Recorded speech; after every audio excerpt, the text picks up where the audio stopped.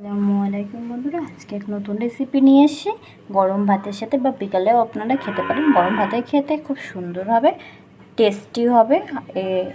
এটা হলো শাপলা ফুলের বড়া করব আজকে।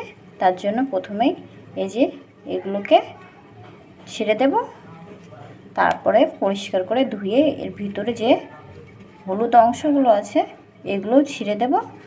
এগুলো ছিঁড়ে ভালো করে ধুয়ে বড়া বানাবো। কাঁচা লঙ্কা কুচি, সামনে পেঁয়াজ কুচি, সামান্য লবণ, হলুদ গুঁড়ো, সামান্য কালো জিরে। এবার বেসনগুলো দিয়ে দেব, দিয়ে এটা ভালো করে মাখিয়ে নেব। এটা মাখিয়ে রেখেছি। এবার ভালো গরম হয়ে গিয়েছে।